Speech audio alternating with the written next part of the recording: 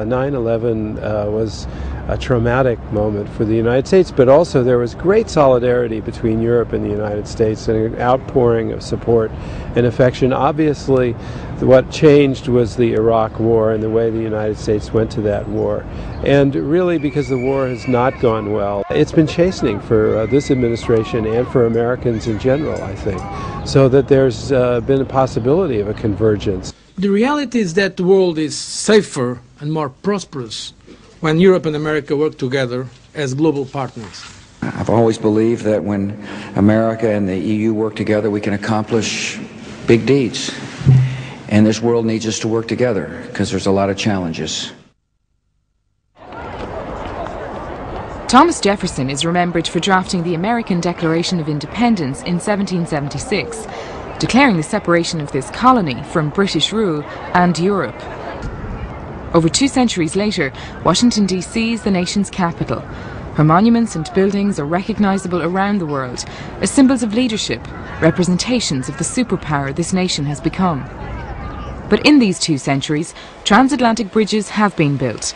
The most powerful of these currently is the partnership between the United States and the European Union. It's an important year for the two powers. In 2007, the European Union celebrates 50 years in existence, with unprecedented peace on the continent. And it now matches the US as an economic power. The US is in its 5th year in Iraq, and other significant challenges lay ahead for the administration on issues such as climate change and Iran. The face of Europe in Washington is EU Ambassador to the United States, John Bruton, a man highly qualified for the role. Former Taoiseach or Prime Minister of Ireland, John Bruton was deeply involved in the Northern Ireland peace process, and in Washington, his political background is a distinct advantage. The Hill likes to talk the language of politics with people who can talk it well, and he can. But to do that well, you need, I think, that easy familiarity with people in power. It's very important to build up a good relationship with members of Congress, because administrations come and go, presidents come and go, but members of Congress tend to last quite a long time. So ensuring that every member of Congress knows about the EU, recognises that the EU is a potential partner for him or her in their work. Going to visit your state very soon. You are? John Bruton has emphasised this aspect of his job as it puts European issues directly in front of policymakers. One such issue is that of travel visa arrangements. Currently, Americans can travel to all 27 member states of the EU without a visa. However, 12 of the EU 27 do not enjoy the same privileges in return, and they feel unfairly treated. We agree with them. We feel that there should be a single approach being taken by the United States to the European Union, because not only do we offer Americans visa-free access to us, we also, as the European Union, cooperate with them on extradition of people who might be suspected terrorists.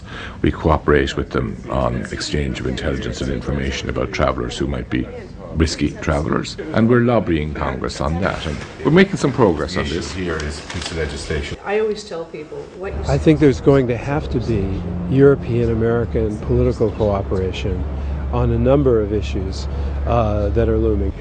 And Europe exercises influence in places where the United States does not, quite clearly. Iran is surrounded by nuclear powers. We Europeans recognise, and increasingly I think the US administration recognises, that Europe and America together can put together a package that would persuade the Iranians to abandon the nuclear course. The European Union in the Middle East is the entity that's keeping the Palestinian people alive at the present time. Now, if one wants to have peace between Israel and Palestine, if one wants to have 2 states living at peace in the same area, there's got to be 2 states that can do a deal with one another. Politicians on the Hill are not the EU's only audience in the United States. Explaining the basics of what the EU is to the American public and how the EU is good for the US is still a fundamental part of the job. Where we do face a challenge is in explaining where Europe is different in the way it approaches major issues. The solidarity we have with new member states, but also the solidarity we show in our grants to developing countries. We're now responsible for 60% of all grant aid, and that's a big surprise to most Americans. To talk to most Americans means a relentless schedule travelling for John Bruton. This week he meets business interests and students in Indiana, home of Notre Dame University and the Fighting Irish. My country, Ireland, would never have transformed itself if it wasn't for the access to this huge market that the European Union has given us. So joining the European Union is a very attractive thing economically. But we're using the economic attraction to achieve a political goal. And that political goal is human rights, democracy, the rule of law, and an end to conflict.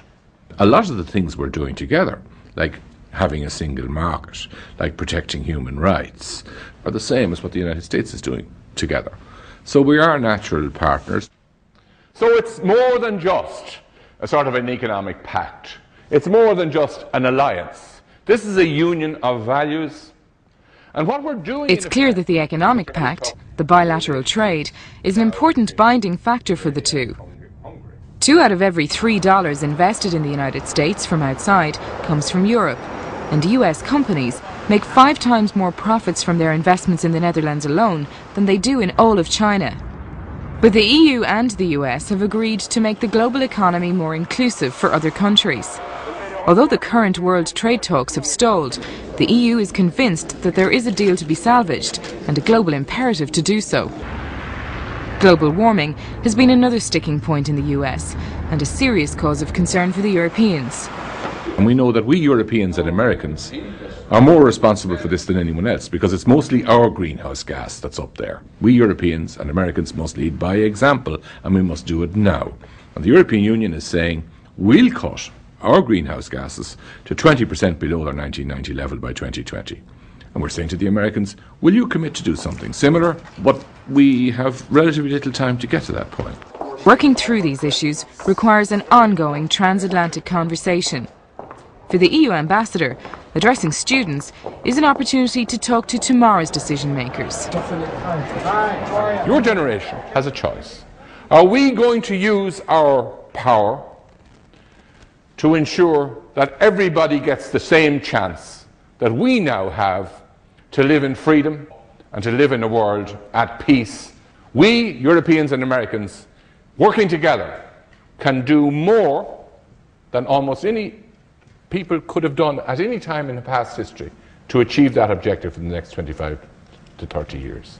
And it's important that we understand one another, we understand the opportunity and work to take it, to grasp it, and to give the sort of leadership that the world needs at this time.